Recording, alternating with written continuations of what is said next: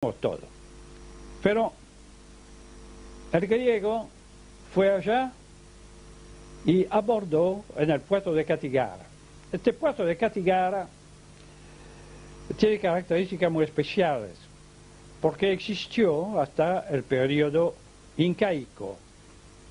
¿Y sabe cómo se llamaba en el periodo incaico? ¿Y cómo lo llaman todavía sus ruinas? Chan Chan. ¿Y dónde estaba este puerto de Chan Chan o Cattigara? Estaba sobre un golfo que en el mapa de Marino de Tiro, retomado por Ptolomeo, se llamaba Sinaron Sinus, el Golfo de los Chinos.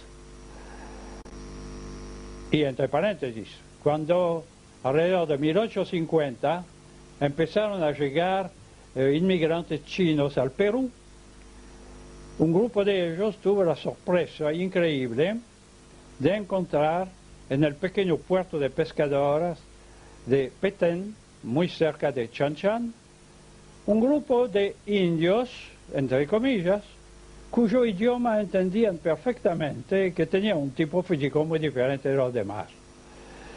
Evidentemente los chinos frecuentaban la zona, pero los chinos llevaban en sus barcos a menudo comerciantes hindúes. Los hindúes nunca fueron grandes navegantes, pero utilizaban entonces estos barcos chinos gigantescos, entre paréntesis.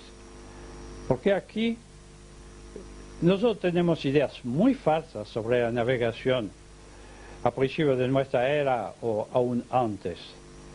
Imagínense que había en aquel entonces en el Imperio Romano barcos que podían llevar hasta 600 pasajeros, además de la mercadería.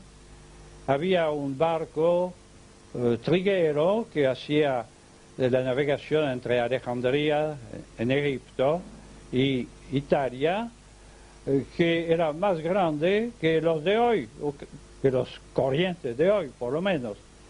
Y el explorador, no sé cómo llamarlo, era comerciante también, Bereber Ibn Battuta, que dejó un libro sumamente interesante sobre sus viajes en el Oriente y el Extremo Oriente, cuenta cómo navegó entre la India y China en un barco en el cual disponía no solamente de camarotes, para usar la terminología de hoy, sino un cuarto de baño y un cuarto de vestir para sus 4 mujeres. Evidentemente este junco chino era bastante grande. También sabemos de otro junco, pero de guerra chino, con toda una escuadra que llegó hasta el África del Sur y que volvió con a bordo jirafas. La jirafa es un animal bastante grande, ¿no? No se lo puede colocar en una canoa. Eran barcos enormes.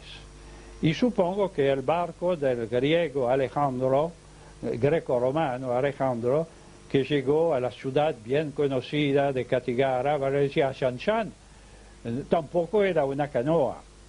Navegaban. Más aún,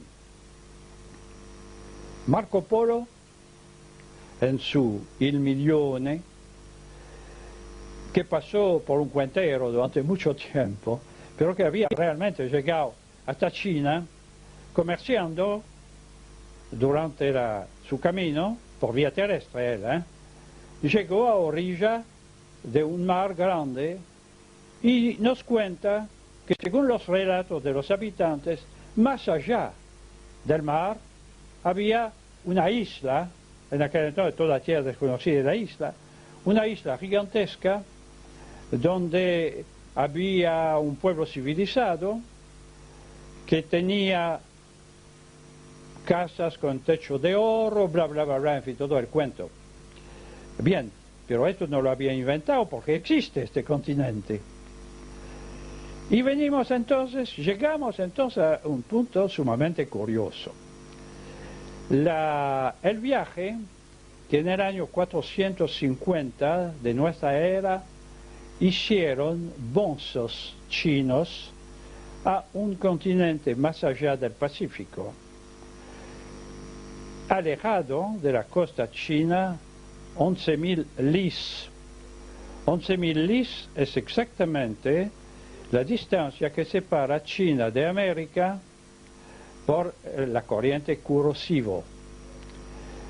Estos bonzos hicieron un relato cuando volvieron, que después se mejoró, por supuesto, se arregló un poquito, que encontraba ya un pueblo civilizado, que tenía caballos, esto no es inverosímil, bueyes, estos bueyes eran bisontes que realmente no se podía domesticar como ellos cuentan que los habitantes los domesticaban, que tenía ciervos que montaba, esto ya es más interesante, y que utilizaba en muchos aspectos una planta muy rara. Las hojas, cuando eran tiernas, se podían comer, como las del bambú. El fruto del árbol se parecía a una pera. Y con el tallo de esta planta se hacía papel y vestido de papel. Bueno, esta planta es exactamente el maguey de California, de México e inclusive del norte del Perú. Y hay una ilustración que fue retomada en una enciclopedia china en el siglo pasado, y se la voy a mostrar porque es sumamente curiosa. Esta ilustración nos muestra, en efecto, un personaje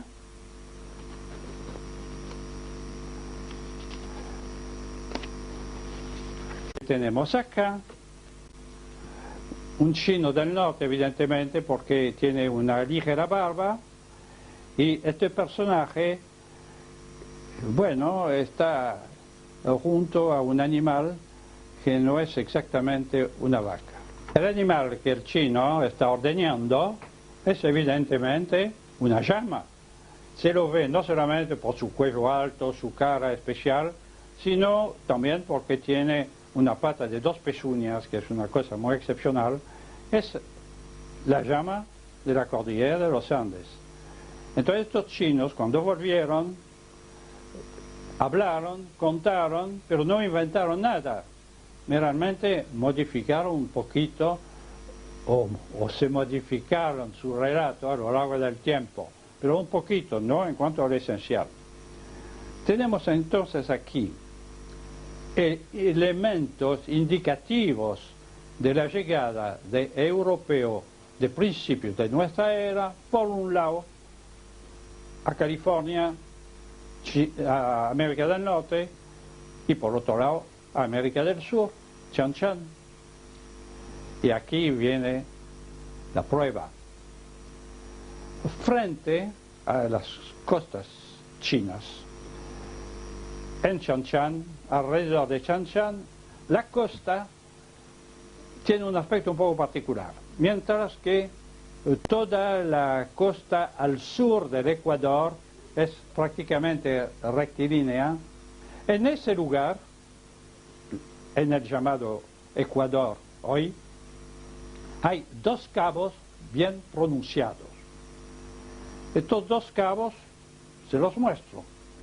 Bueno, ustedes ven aquí una figura que fue diseñada por mi colega y amigo, el profesor argentino Dick Ibarra Grasso, que descubrió el hecho. A él se debe una prueba material de los viajes chinos e europeos a Chan Chan. Tenemos aquí en efecto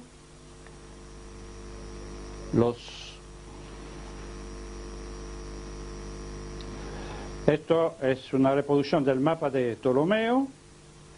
Este es de un imitador de Ptolomeo posterior, Lopo Men, un geógrafo portugués, y esta es la costa actual. Ustedes ven exactamente los 2 puntos, los 2 cabos que se encuentran en estos 3 mapas. Esto no pudo ser inventado, repito, todo el resto de la costa hasta el estrecho de Magallanes es perfectamente rectilínea. Esto no se podía inventar. Estos mapas nos revelan además, el de Ptolomeo, por lo menos retomado de Marino de Tiro, nos muestra además, nos dan además unas pruebas de toponimia que son interesantes. En efecto, detrás de Chan Chan hay algunos nombres, aparecen algunos nombres. Por ejemplo, Ambasto, o río Ambasto, y un pueblo que se llama Sorata, en el mapa de Ptolomeo del siglo I. Y existe estos dos. El río y el pueblo existe detrás de Chan Chan en el Ecuador. Todos los demás, perdón, me olvidaba de uno. Hay otro río que se llama Mayu Fluvium.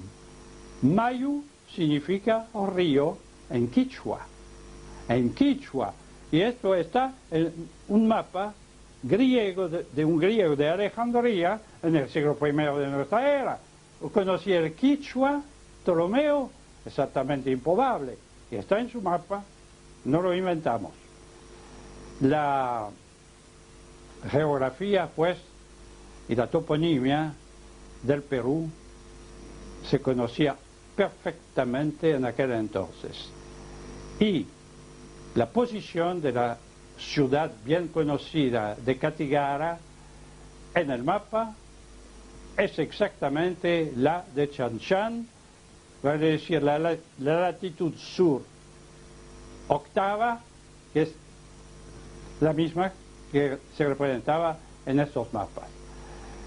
Esto ya es prueba. Los chinos y los hindúes, me iba a olvidar de los hindúes, toda la toponimia fuera de la que acabo de mencionar, de la costa a la altura de Catiguara, es hindú, es sánscrita.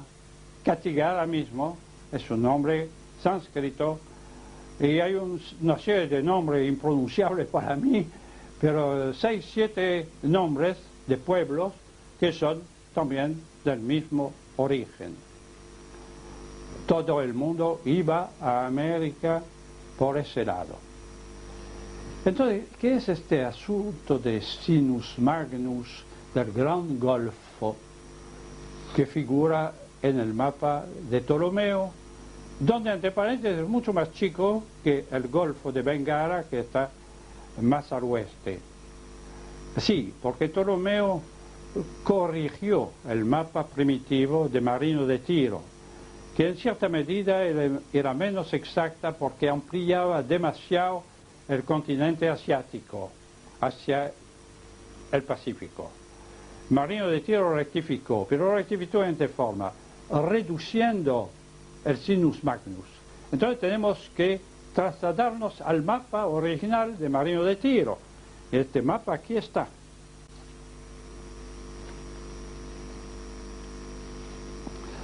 Vemos acá el Sinus Magnus, más grande por supuesto, que el de Ptolomeo. Pero este Sinus Magnus con Catiguara aquí, en la punta con los dos cabos. Este Sinus Magnus, ¿qué podía ser? ¿Cómo? Más allá de Indochina, más allá de China, había un golfo muy grande que permitía llegar a América del Sur. Bueno, este golfo evidentemente es el Océano Pacífico. De esto no hay duda alguna. ¿Pero por qué Golfo? Muy sencillo. Si miramos el mapa real, el mapa actual del Pacífico, vemos que en el norte las costas casi se tocan.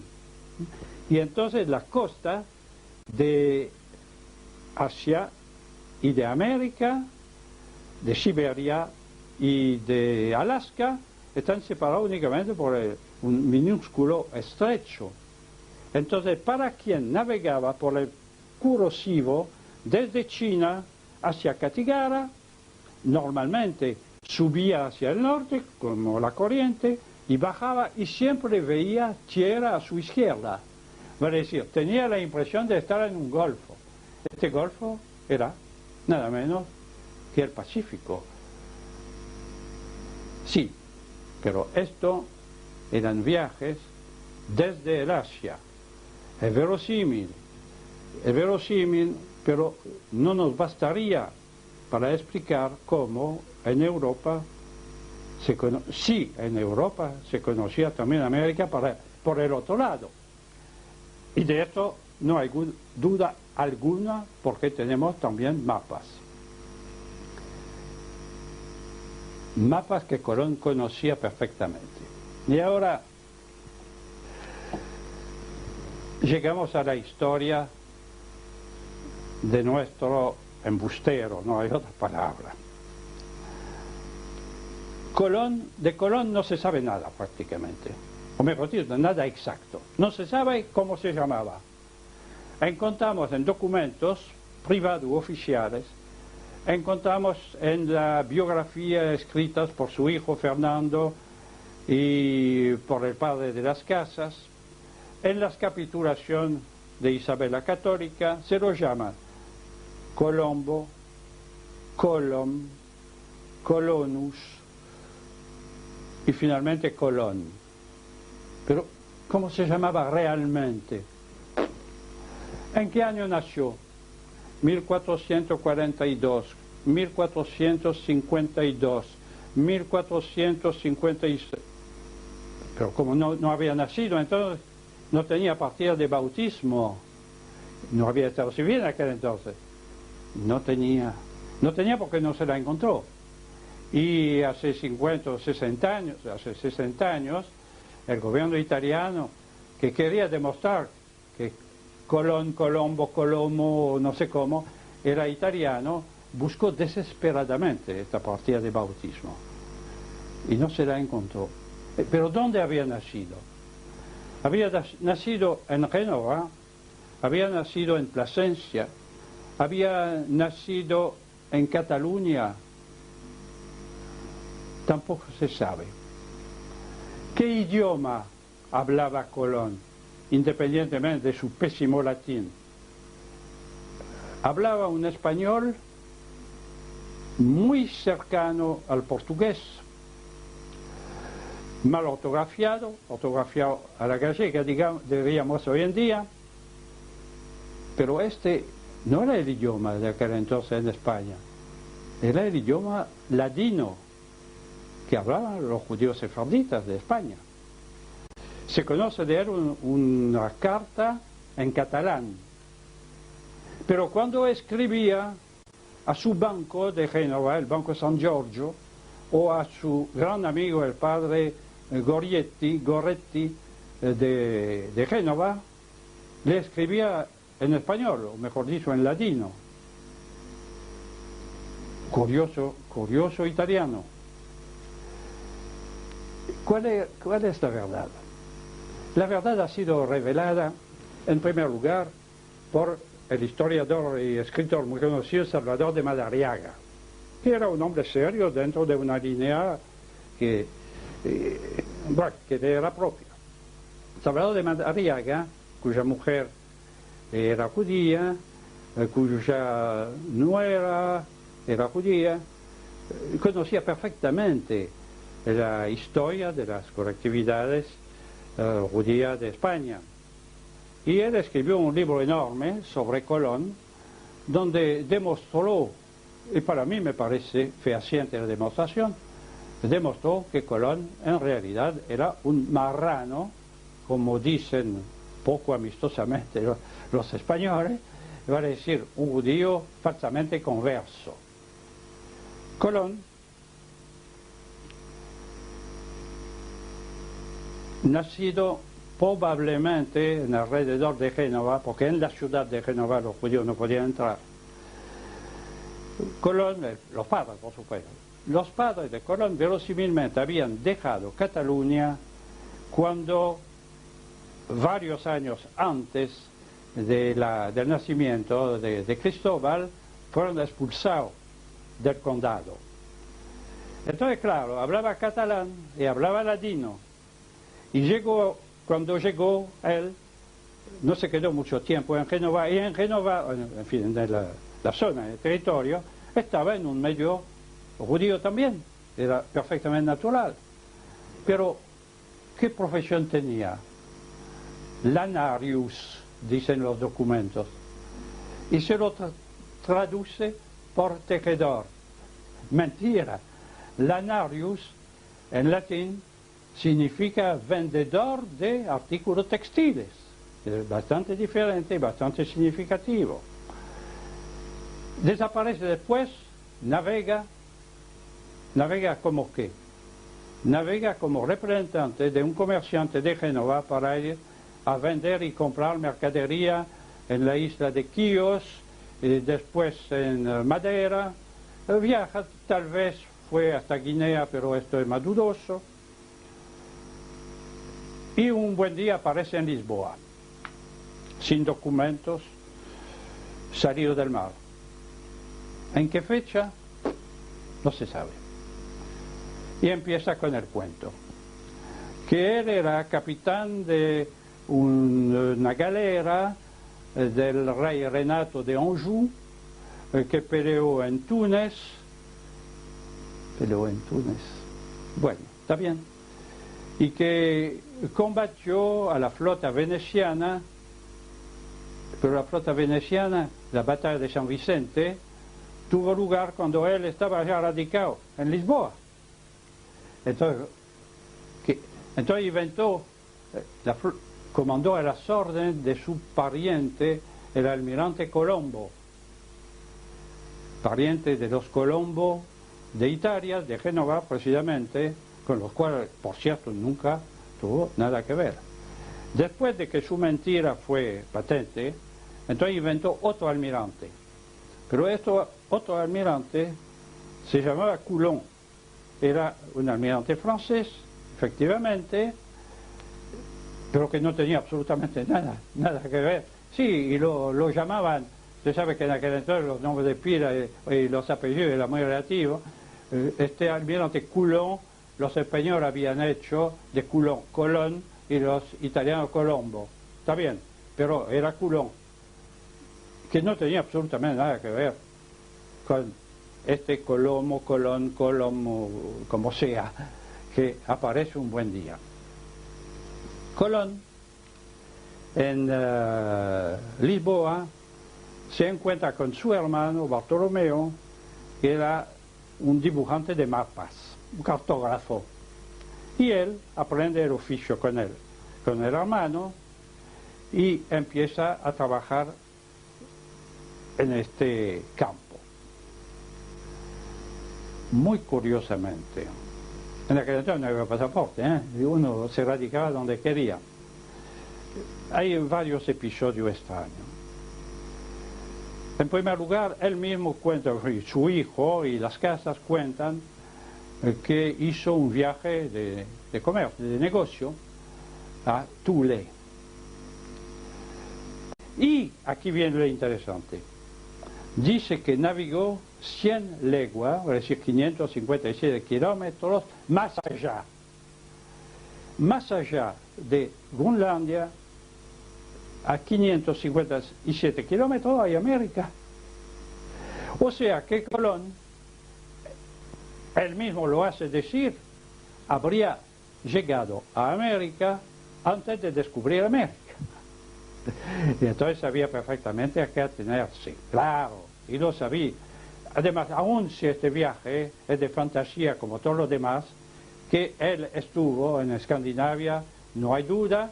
En Escandinavia todo el mundo conocía la existencia del Vinland, de las colonias vikingas que desde el año 1000 hasta el siglo XIV existía y durante mucho tiempo florecieron en América del Norte. Colón supo, por lo tanto, a qué atenerse. Lo supo por varias vías.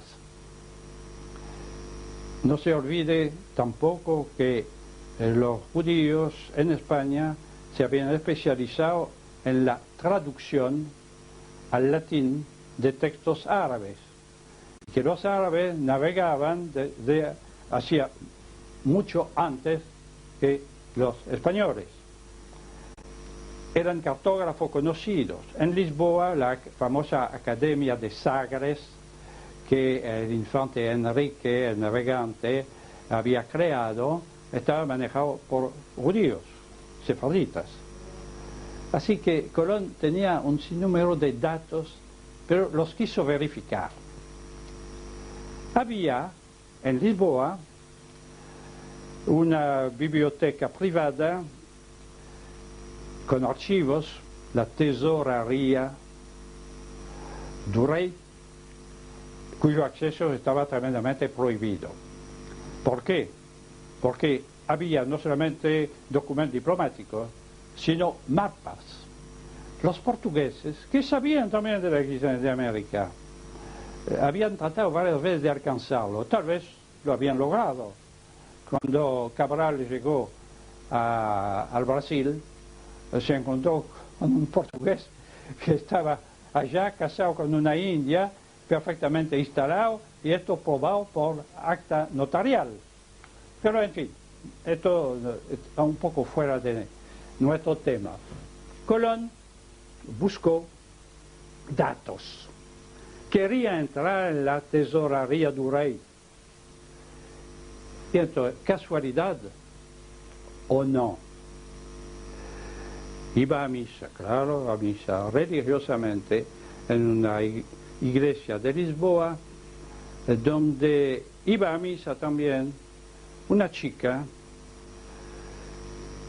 Felipa Moniz de Perestrello, y se casó con ella, la conoció en la mesa de comunión y se casó con ella. Esta chica, la familia, estaba emparentada con las familias reales de Braganza y de Lusignan. Era una familia de la más alta aristocracia de Portugal. Y aquí está el punto interesante. Tenía un hermano gobernador de la isla de Porto Santo, cerca de Madeira. Con estas relaciones de familia, este aventurero desconocido y mentiroso, evidentemente, entró en la tesorería. En la tesorería se encontró con un mapa que había mandado a un canónigo Martínez, residente en Lisboa, el matemático Toscanelli. Toscanelli era efectivamente un hombre de muy buena formación en este campo, pero no era geógrafo. Pero Toscanelli había trazado un mapa según el cual las costas del Asia, frente a España y Portugal, estaban relativamente muy cerca. Esto en realidad Aristóteles ya lo había dicho.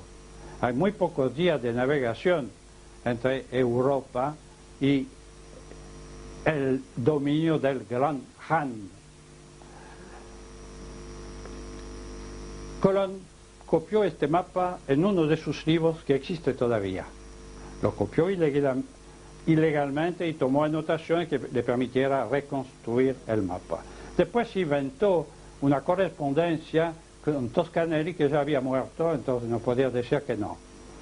Tenía este documento. Este documento le demostraba que efectivamente era factible el viaje.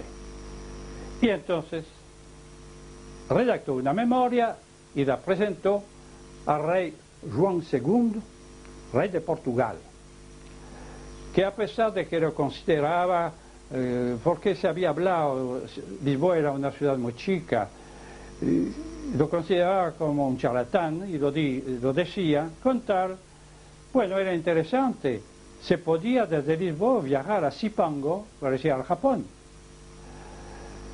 y juntó un grupo de geógrafos. Colón hizo una exposición delante de los geógrafos que se le rieron en la cara y el rey rechazó su pedido. Colón entonces se fue con la mujer a Porto Santo.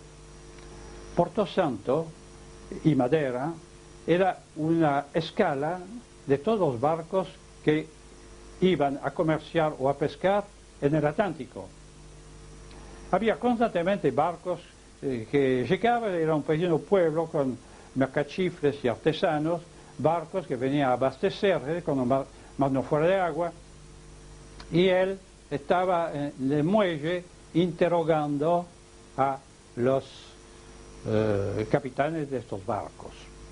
Y se encontró con cosas muy extrañas, que por ejemplo la corriente del Golfo, traía a menudo a las playas de las Islas Maderas artículos que no se conocían en absoluto.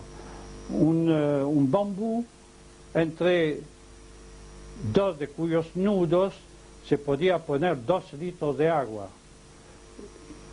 Cosa enorme.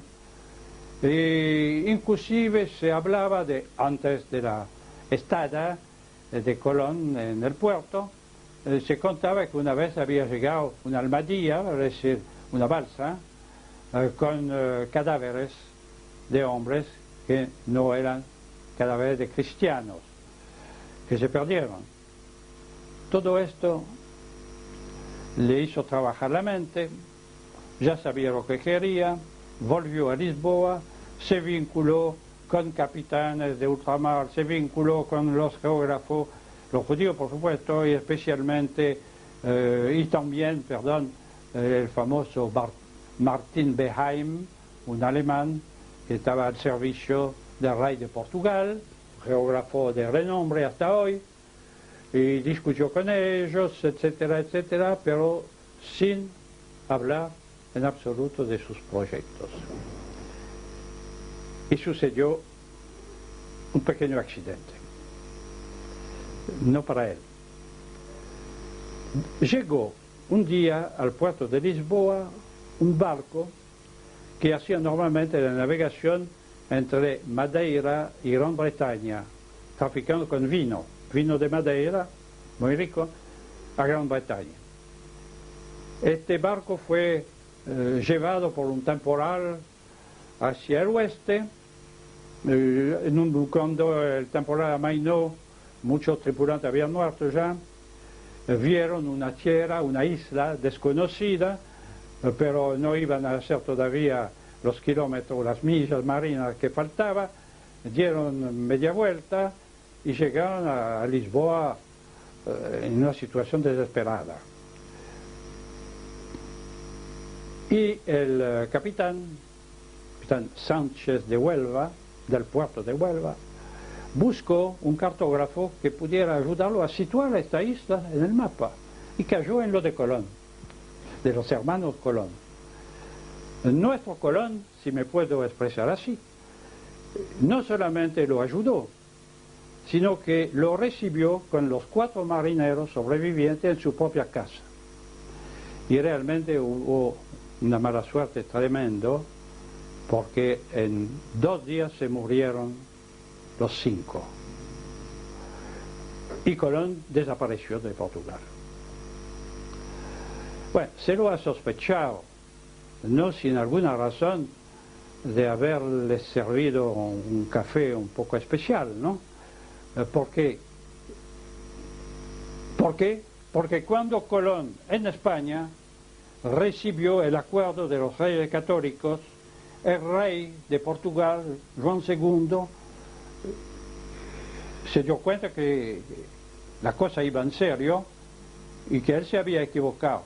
Y le mandó a Colón una carta de su puño y letra, donde le decía que con mucho gusto lo recibiría en Lisboa, podía volver a radicarse en Lisboa, y que cualquier crimen que hubiera cometido estaba amnistiado. Mire, esto podía ser o el robo del mapa, o esto no es un crimen, es un delito, pero no un crimen. La palabra crimen es una palabra muy fuerte. O el asunto de los famosos marineros estos. Y Colón pasó a España.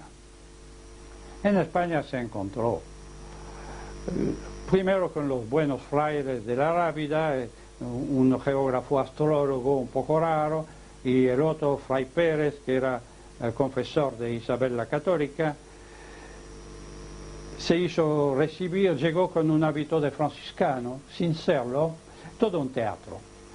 Se hizo recibir, conversó con ellos, había muchos documentos, mucho material allá, y se interesó los frailes también.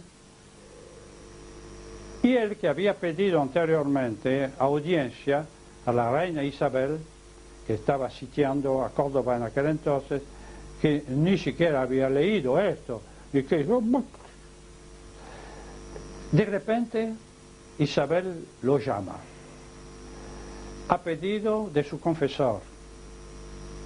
Ahora, un confesor confiesa a quien viene a contarle cosas, ¿no? Cómo Colón consiguió convencer a Fray Pérez que él sabía que existía un contacto posible a través del Atlántico con el Asia. No se había confesado él a Fray Pérez contándole la verdad sobre los 5 marineros de Lisboa y autorizándolo a contarlo a la reina bajo secreto. No sé, es una mera hipótesis un poco en el aire, pero de repente todo se aclara. No hace falta agregar aquí porque no es una charla histórica, digamos, en todos sus detalles, que el cuento de la reina Isabel empeñando sus joyas para... Todo esto es totalmente inexacto y probadamente inexacto. Y probadamente por Salvador de Mariadaga, por un escritor Llanes, no sé cómo, que vivió acá, un rojo español, pero muy buen escritor, y por el famoso Simon Wiesenthal. Simon Wiesenthal escribió un libro, Las velas de la esperanza, que tuvo, por supuesto, mucha difusión. Y en este libro cuenta que Colón fue a América en misión secreta de la colectividad sefardita española para encontrar allá el paraíso terrenal donde los judíos españoles pudieran establecerse en caso de... Puede ser cierto o no, no estaba. Pero sí, yo tengo acá un retrato de Cristóbal Colón, que es muy interesante. Es un retrato oficial hecho en aquel entonces. Está en la Biblioteca Real de Madrid y yo les ruego que miren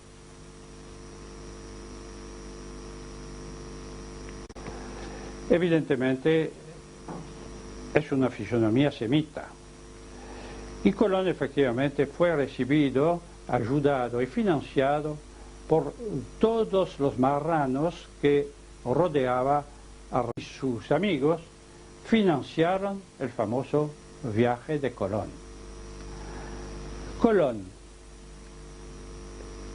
se llevó con él el famoso Pinzón, que él sí era un navegante serio, un capitán serio, pero un hombre un poco dudoso, porque este Pinzón lo conocemos por una aventura anterior. Estaba en Dieppe, puerto de armadores y de pescadores de Normandía, antes del viaje de Colón, cuando el diepense Jean Cousin, navegando con su barco, fue llevado mar adentro por un temporal y se encontró de repente en la desembocadura del Amazonas. Y su segundo a bordo era un castellano llamado Pinzón, que además se insubordinó durante el viaje, como lo hizo cuando viajó con Colón, y cuando el barco volvió a Dieppe, él fue echado por el almirantazgo. Ahora, de este viaje de Jean Cousin no hay pruebas documentales porque los archivos del almirantazgo fueron destruidos por un bombardeo inglés, por casualidad, pero la tradición diepense lo cuenta y no hay mucho duda. Yo lo sé si me permite un paréntesis personal, inclusive por razones de familia,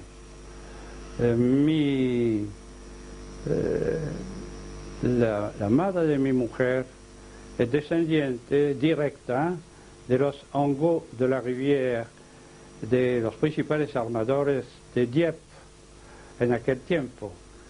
Y ella sabe perfectamente, y su abuela, que yo conocí, por cierto, se murió a los 95 años, lo contaba frecuentemente como una cosa de familia obvia, que evidentemente los hermanos Angot de la Rivière, que entre paréntesis eran armadores, sí, un poco pirata, como le digo a mi mujer cuando me hace enojar, hasta el punto que ellos se dieron el lujo de conquistar la ciudad de Lisboa, porque el rey había discutido un derecho que ellos tenían.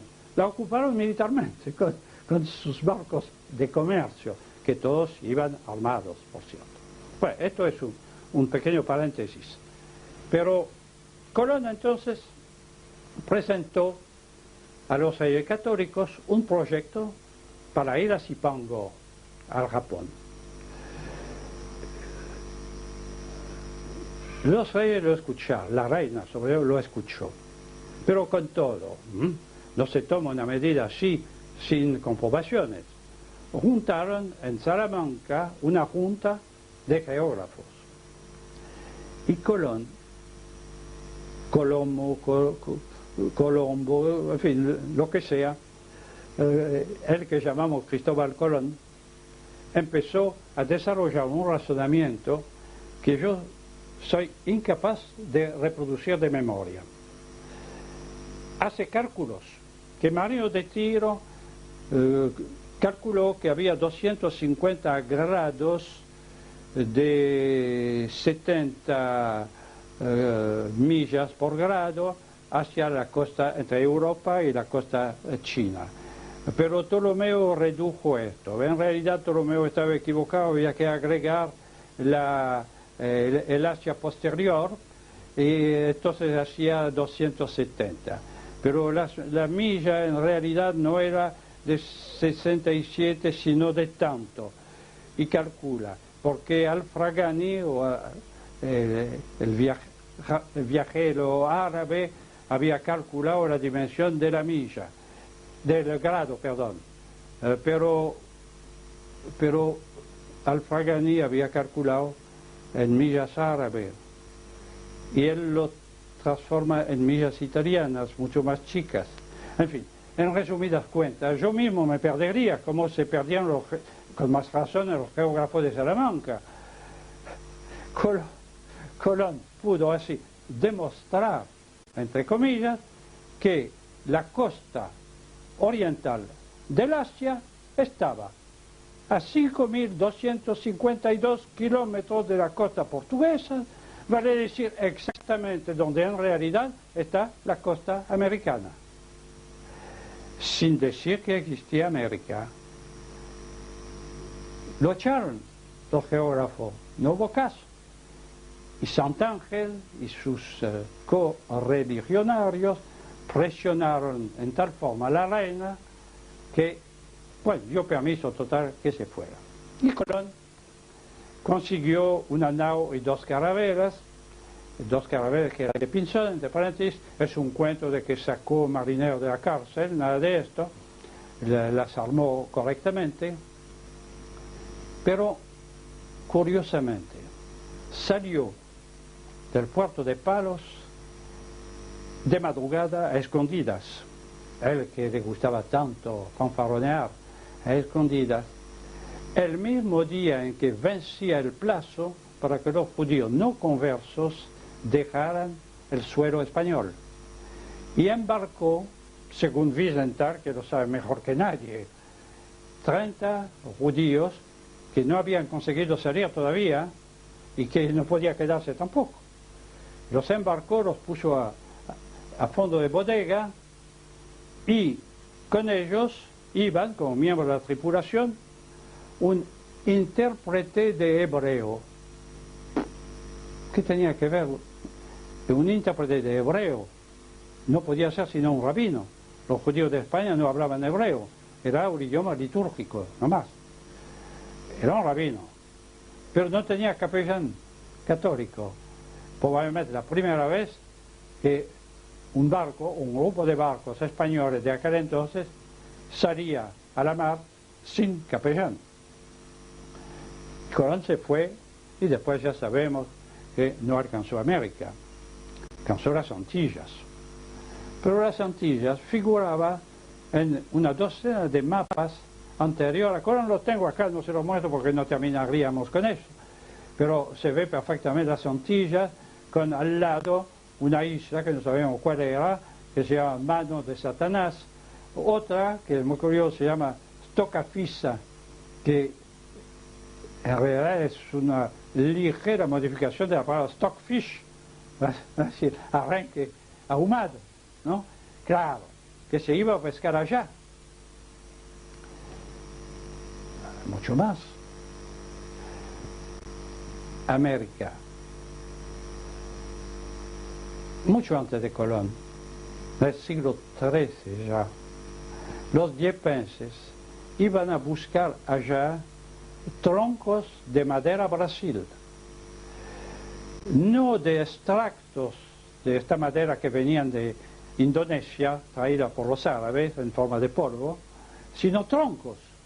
Y esto está probado porque figura los derechos de uso de esta madera en los gremios de los toneleros y ebanistas. El libro de los oficios, que era un compendio de las reglamentaciones gremiales de aquel entonces. Y llegaban estos troncos en los puertos de Normandía, en Dieppe, en Honfleur, en Rouen, remontando un poco el Sena, y salían del Atlántico, pero nadie decía dónde los había encontrado.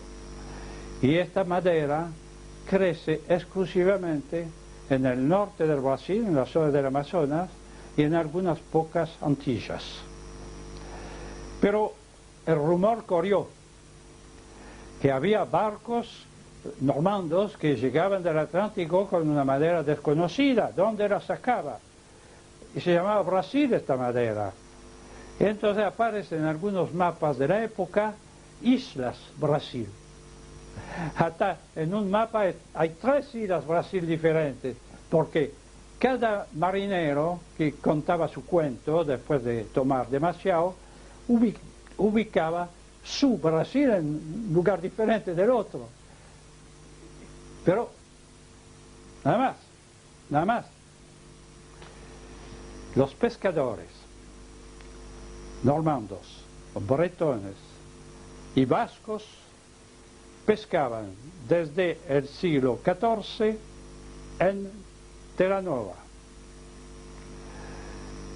Lo sabemos, inclusive los vascos habían construido un puerto, exactamente el vasco Juan de Archaide, construido un puerto en Terranova, y hay todavía una toponimia bastante precisa como Puerto Bretón, Cabo de los Bretones, etcétera, etcétera, en la zona. Y cuando Francisco I, rey de Francia, se enojó por la famosa bula de Alejandro Borgia, que entregaba las tierras recién descubiertas, y que todavía no se había descubierto por Colón, por cierto, a los españoles y los portugueses, preguntando que se le mostrara el testamento de Adán, que atribuía a español y portugués las tierras de más allá del océano. Él pudo declarar al embajador de Castilla de aquel entonces que no iba a intervenir en las zonas descubiertas por los españoles, sino meramente en las donde normandos y bretones estaban pescando desde hacía 2 siglos. El documento existe todavía. Y Francisco I mandó un geógrafo marinero Verrazzano, un italiano, a levantar un mapa de la costa de América del Norte. Y Verrazzano lo hizo, como después lo hizo otro italiano, Gastaldi. Los mapas los tenemos y están llenos de nombres sumamente curiosos. Estos nombres son unos latinos y otros franceses. Hay uno que es muy curioso, un pequeño puerto que se llamaba en aquel entonces de costa desconocida, Normanville. Normanville es el nombre de un pequeño puerto de Normandía, por supuesto. Más aún, esa gente, Verrazzano, Gastaldi, etc., y después Jacques Cartier, el que ocupó el Quebec de hoy, el Canadá de aquel entonces entero, los ingleses nos chaparon las 3/4 partes, y quedó únicamente el Quebec francés, aunque independiente. Nos dieron 3 nombres indígenas correspondientes a la zona. Uno es el nombre de todo el territorio. Verrazzano escribe Norumbega. Norumbega, un nombre indio, no, pero Nörenbygd, en el viejo nórdico, sí, esto es perfectamente correcto. Es la tierra de los noruegos. Más aún, había en el Quebec actual 2 ciudades, como hoy, Quebec y Montreal. Montreal se llamaba en indio Stadacone, Stadacone, Stadconr, es decir, Villeroy, diríamos en francés, Ciudad Real. Y Montreal y Quebec se llamaba Oglagia, Lager, el campo de la colina. El Nores, el antiguo nórdico, eran nombres indígenas, pero no eran nombres indios. Todo el mundo iba a América del Norte antes de Colón, y Colón lo sabía en una forma imprecisa, lo sabía aunque llegó recién en su primer viaje a las Antillas. Ustedes conocen toda la historia, los líos que hizo. Fue a buscar oro, sobre todo oro. No encontró oro en la Española, es decir, Haití, Santo Domingo de hoy, donde había, entre paréntesis, pero no lo encontró. Y entonces quiso hacer oro. Claro, estaba apretado por sus amigos marranos. A perpetuidad, para él y sus descendientes, todo el comercio que se hiciera entre España y América. No hace falta decir que España nunca cumplió con una cláusula absurda, por otro lado. Y especialmente que Colón le había dado armas para anular las capitulaciones, porque Colón, en su afán desesperado de encontrar oro, ¿qué mandó? Mandó esclavos. Una primera partida de pobres indios, esclavos. Cuando llegaron a España, la reina se enfureció. Los hizo devolver, muy pocos llegaron vivos, desgraciadamente para ellos, y le mandó una orden furibunda de dejar de hacer cosas así, etc. Y Colón siguió, diciendo que eran prisioneros de guerra, que según la costumbre de la época permitía efectivamente vender como esclavos. No era mentira. Y entonces, y además se malquistó con los españoles que habían llegado con él o después de él, con los indígenas ya quedaban casi ninguno, y entonces se le mandaba un interventor, como diríamos en criollo. Se le mandó un hombre con los plenos poderes que lo agarró, le puso fierros a los pies y lo embarcó en la bodega de un barco para España. Terminado el Colón descubridor y colonizador. El Colón, embustero, no hay otra palabra. Había mentido desde todo punto de vista. Pero hay tanto material. Miren ustedes el mapa sumamente curioso, sumamente interesante, que fue publicado en 1502, el primer viaje de Colón a las Antillas nomás de 1492, en Saint-Dié, una pequeña ciudad de Lorena, que en aquel entonces no pertenecía a Francia, era la Lotaringia, era un ducado independiente entre el imperio y el reino, cuyo duque, Renato II, era el descendiente del rey Renato de Anjou, rey de Jerusalén in partibus infidelium, llevaba el título todavía, pero no la tierra, y era un hombre que no tenía preocupación, imagínense, en una tierra que producía un vino muy agradable, donde había todo a disposición. Él vivía en su biblioteca y se interesaba por la geografía. Como no tenía costa, no molestaba a nadie. Y había creado en Saint-Dié, cerca de su capital de Estrasburgo, había creado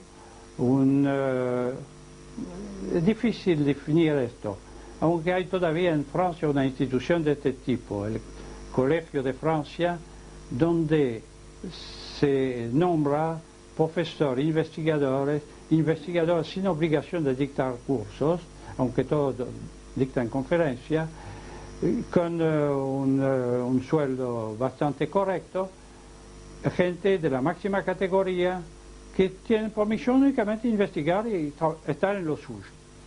El Renato de Lorena hizo lo mismo en Saint-Dié y creó el Gymnase Vosgien, el gimnasio de los Vosgos, de la montaña de los Vosgos. Y un día el duque les manda una carta muy curiosa, una carta dirigida en realidad al gonfaloniero de Florencia, cuyo nombre se me escapa y no tiene ninguna importancia, que contaba algo sobre la geografía de América, pocos años después del descubrimiento de Colón. El duque se interesó, pero en este gimnasio no había ningún cartógrafo. Entonces hicieron venir de Friburgo, en Alemania, un joven de 20 años que era un excelente dibujante de mapa, un tal Waldseemüller. No es el nombre exacto, en aquel entonces uno tomaba el nombre que le gustaba. Muy bien, arregló un poco su nombre y se convirtió en Waldseemüller. Voy a decir, el molinero del lago de la selva, elegante. En realidad su nombre significaba el hombre del molino de rueda, no, menos brillante. El hombre trabajó, ¿cuánto tiempo? No sabemos.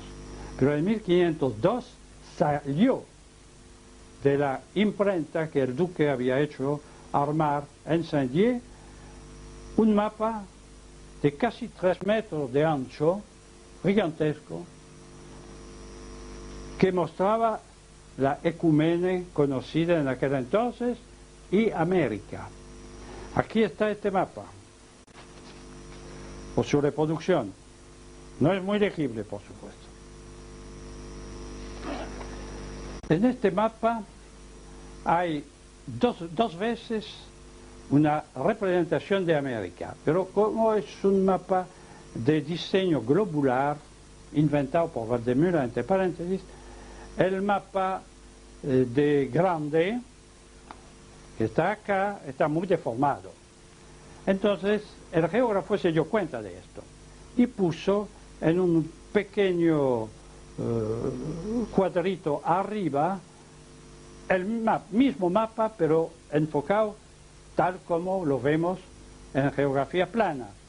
Yo lo tengo aquí muy bien representado en la tapa de la edición argentina de uno de mis libros.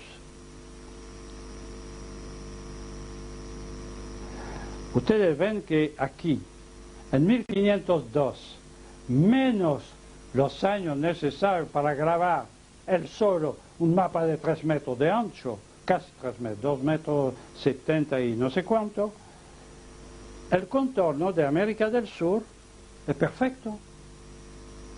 Y en 1502 no se había explorado sino hasta la latitud octava, aquí, la costa al sur desconocida y la costa pacífica completamente ignorada.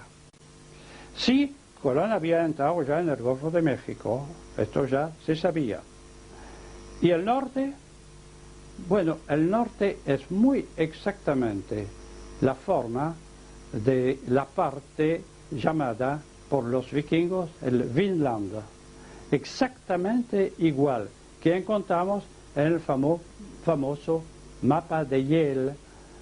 Y este mapa de Yale es muy interesante, pero sigo con eso un segundo más. Este mapa, y el grande por supuesto, tiene un detalle muy curioso. En efecto, pues no se ve nada acá. Detrás de Indochina, hacia el este, hay una segunda proyección, aquí, una segunda proyección de una tierra que no existe, en cuya costa occidental figura la famosa Catigara. Este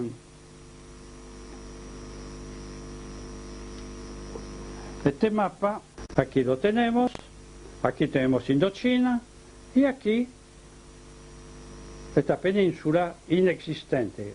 Ustedes pueden ver que tiene una forma bastante parecida a América del Sur, inclusive con la Tierra del Fuego abajo. Y un colega y amigo mío, Paul Gallet, que fue profesor de la Universidad del Sur, hizo un descubrimiento excepcional. Este mapa que acabo de mostrarles fue diseñado en Londres por Henricus Martellus, es decir, Heinrich Hammer, en realidad, cartógrafo alemán. Tenemos acá otra vez la parte que nos interesa, y el profesor Gallet comprobó que encontramos en la parte que corresponde a la Tierra de Fuego todos los ríos y las montañas que existen realmente en América del Sur. ¿Cómo? Entonces, se conocía América del Sur antes de que se la hubiera descubierto. Era evidentemente perfectamente imposible. Poco a poco los españoles y los portugueses avanzaron hacia el sur, Solís descubrió el Río de la Plata, pero antes apareció Magallanes. Magallanes ya sabemos quién era. Era un hidalgo español, oficial de marina, que había servido en la India, que después pasó al ejército de tierra, combatió en Marruecos, después qué problema había tenido, probablemente personal, porque abandonó a su mujer y sus hijos en Lisboa y pasó a España. Se puso al servicio de España, diciendo que él tenía un mapa donde se veía el famoso canal que vinculaba el Atlántico con el Pacífico, que los españoles estaban buscando en el fondo del Golfo de México. Este mapa existía realmente, pero Magallanes con esto hizo secreto, finalmente consiguió la ayuda necesaria y se fue hacia el sur con un barco español, y a bordo estaba el famoso Pigafetta, diplomático vaticano encargado de relatar la expedición. Y cuenta Pigafetta que cuando llegó al grado 40, pasó delante del Río de la Plata, que aparentemente hubiera podido ser una entrada, ¿no? Sin parar, porque sabía que no era el lugar, se fue hacia el sur y Pigafetta agrega: cuando llegamos en un punto determinado, el capitán dijo que aquí estaba la entrada del estrecho. No se veía absolutamente nada, pero el capitán nos dijo que él sabía cómo era la entrada del estrecho. Y efectivamente era el estrecho de Magallanes, como se llamó. Ya conocido antes. ¿Ya conocido antes? Sí.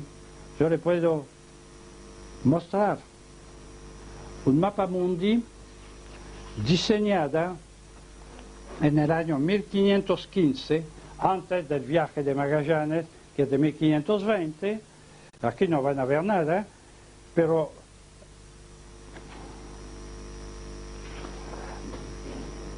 aquí está el estrecho de Magallanes perfectamente marcado en la punta sur de América del Sur y el continente australis que está del otro lado. 1515. Ningún español, ningún portugués, ningún otro había llegado tan al sur.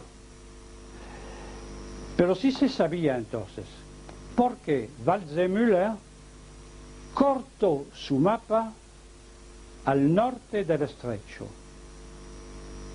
¿Por qué? Porque el duque de Lorena le había dado la orden a último momento. ¿Por qué motivo? Porque el rey de Francia, que le había mandado la famosa carta esta, en traducción, le había pedido: por favor, no vaya a revelar un dato así. Esto no es un regalo que hacer a los portugueses y los españoles. Y entonces Waldseemüller cortó su mapa encima del estrecho y se encontró con un lío, porque África del Sur, que él colocaba demasiado al sur, bueno, salía de este nuevo cuadro. Y entonces dio la vuelta al cuadro, de tal modo que dejara esto sin revelar la realidad de América del Sur. Esto es evidente. En cuanto a América del Sur, hay un sinnúmero de otros datos. En 1526, si no me equivoco, un capitán diepense, por casualidad, Gauthier de Bonneville, se fue con un barco hacia el África, fue llevado mar adentro por un temporal, esto es siempre lo que decían, ¿no? Y tocó tierra en el Guairá, lo que es hoy en día ex tierra española, hoy en día el estado brasileño de Santa Catarina. Se quedó 6 meses allá, descendiente de los vikingos que ocupaban la zona antes.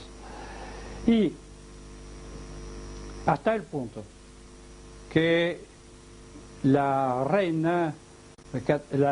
rey Enrique II y su mujer Catalina de Medici fue en visita a Caen, la capital de la Normandía, a Rouen, perdón, la capital de la Normandía, y los ciudadanos, las autoridades locales, le hicieron una fiesta india, donde había 50 indios tupinambás y 150 marineros franceses que habían vivido en América del Sur. Todo esto disfrazado de indios, a uno no les costaba mucho, pero a los demás sí. Habían atado papagayos en los árboles, armado chozas de indio, y estos 250 hombres, hay un relato cómico, cuyo lo encontré aquí en la biblioteca del Museo Mitre en edición original de 1550, editado en Rouen. Está. Y dice que la reina vio un combate simulado entre los indios, los auténticos y los otros, y todos en cueros, y que se rió a carcajadas. el protestantismo no había llegado todavía a Europa, y la reina encontró esto muy gracioso y por Dios que no le sorprendió particularmente ciertos atributos de estos individuos. Esto en cuanto al sur. Y siempre voy saltando del sur al norte y del norte al sur porque efectivamente los acontecimientos van saltando. Y me remonto un poco en el tiempo. Y figura, no puedo dejar de hablar de ella, el famoso mapa de Yale, como se lo llama, que mencioné hace un momento. Hace 40 años o algo por el estilo, se encontró en una librería de viejo de Barcelona un libro de Renacimiento que contenía la relación tártara de un monje. Esta relación tártara no nos interesa en este momento, pero se le había agregado un mapa dibujado en el mismo papel que la relación tártara, exactamente igual, con correspondencia de agujeros de bichos entre países uno y otro, es decir, no era algo que se hubiera falsificado y agregado después.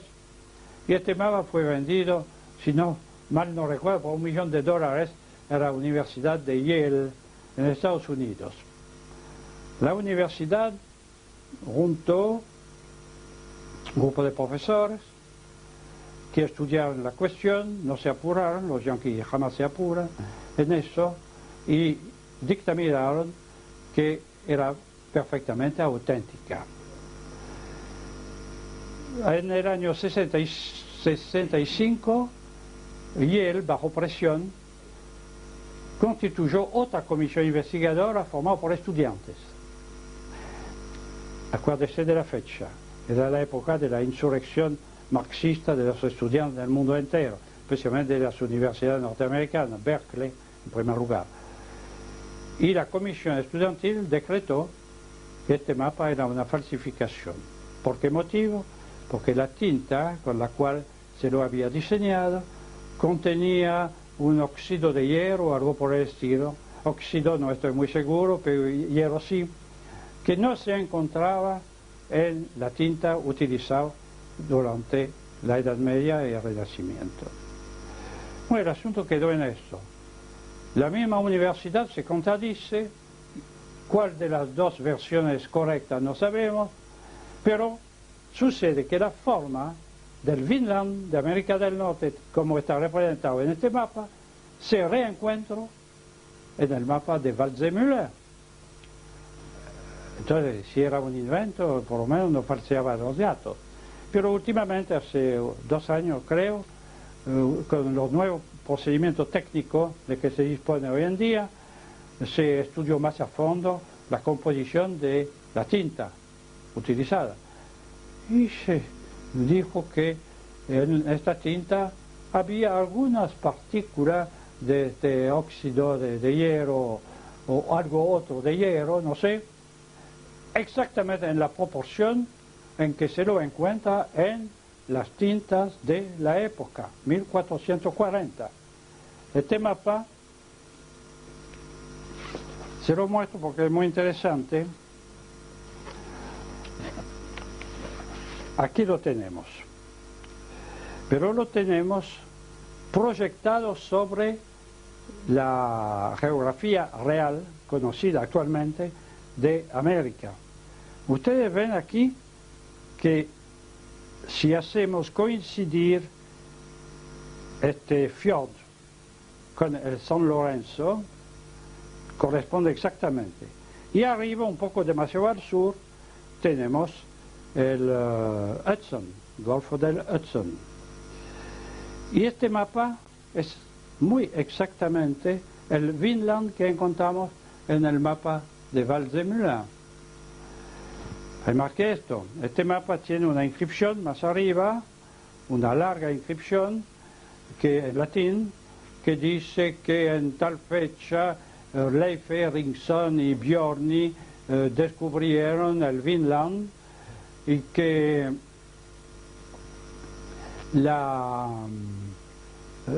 el obispo o Enricus, creo que dice Enricus, fue a cobrar el diezmo en el Vinland, etcétera, etcétera. Bueno, una inscripción latina más en un mapa, como se estilaba en 1440. Pero un criptólogo ya fallecido, Alf Monge, que fue criptólogo de la Marina norteamericana durante la última guerra, descodificaba los mensajes radiales, de su trabajo, no un profesional, aunque era noruego en realidad, descubrió que en esta inscripción latina había una inscripción escondida criptográfica, que la criptografía